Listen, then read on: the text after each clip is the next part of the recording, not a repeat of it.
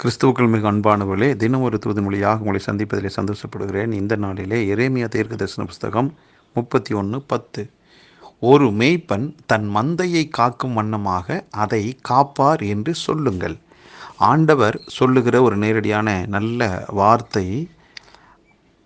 ஒரு மேய்ப்பன் தனக்குன்னு கொடுக்கப்பட்டிருக்கிறதான மந்தையை காக்கும் வண்ணமாக என்று.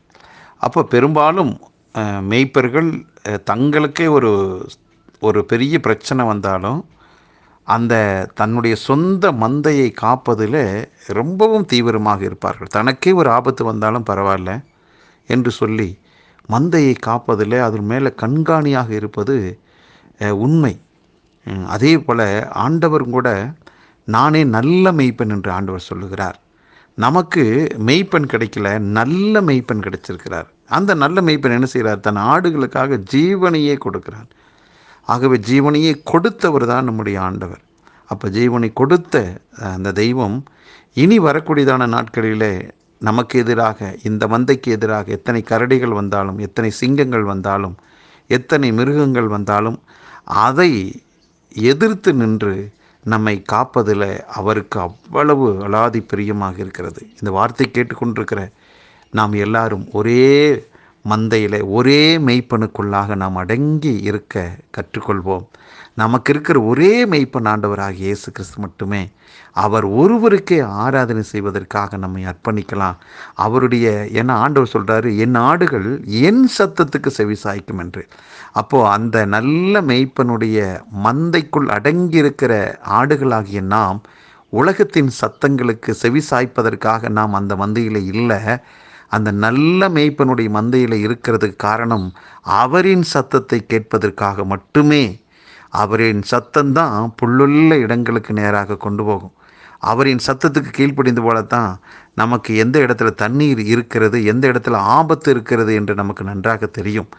அவரின் சத்தத்தை விட்டு வெளியே வேறு எந்த சத்தத்தை கேட்டாலும் அது ஜீவனுக்கு உத்தரவாதம் கொடுக்க முடியாது.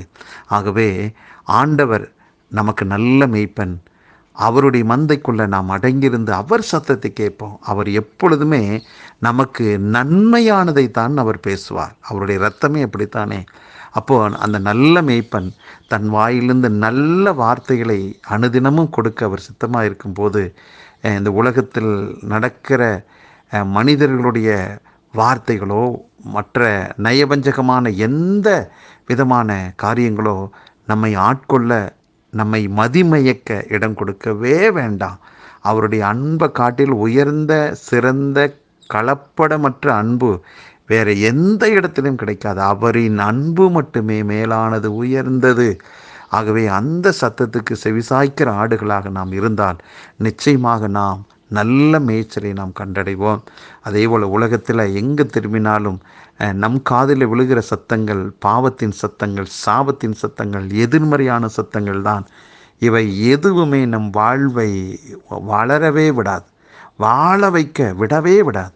அப்போ தேவ சத்தம் மட்டுமே மரித்து கொண்டிருக்கிற ஒரு மனிதனையும் உயிர்ப்பிக்கக்கூடியது தேவ சத்தம். ஆகவே அந்த நல்ல மெய்ப்பனின் சத்தத்தை கேட்டு அடங்கியிருக்கிற ஆடுகளாக நாம் இருந்தால் இந்த நாள் நமக்கு ஒரு வெற்றி நாளாகவே அமையும் என்பதிலே சந்தேகம் இல்லை. ஜெபிக்கலாமா? தகப்பனே, நீர் எங்களுக்கு கொடுத்த நல்ல அருமையான புதிய நாளுக்காக நன்றி அப்பா. அன்பின் ஆண்டவரே, நாங்கள் எப்பொழுதும் உம்முடைய சத்தத்தை கேட்கிற உம்முடைய மந்தைக்குள் அடங்கியிருக்கிற ஆடுகளாக இருக்கட்டும். எங்களை நீர் நல்ல மெய்ப்பன் தன்னுடைய மந்தையை எப்படி தன்னுடைய உயிரை காட்டிலும் மேன்மையாக நினைத்து காப்பாற்றுகிறான். அதே போல நீர் எங்களை காப்பாற்றுகிறீர். அதற்கு மேலாகவே எங்களை நீர் காப்பாற்றுகிறீர். அந்த அன்பின் வளையத்துக்குள்ளாக நாங்கள் பாதுகாப்பாக இருக்கிறோம். ஆண்டவரே, இந்த வெளிப்பாட்டோடு இந்த நாளை நாங்கள் தொடங்கட்டும். இந்த நாள் நிச்சயமாக எங்களுக்கு வெற்றி நாளாக இருப்பதற்காக ஸ்தோத்திரம். இயேசு கிறிஸ்துவின் நாமத்தை ஜெபிக்கிற நல்ல பிதாவே, ஆமேன்.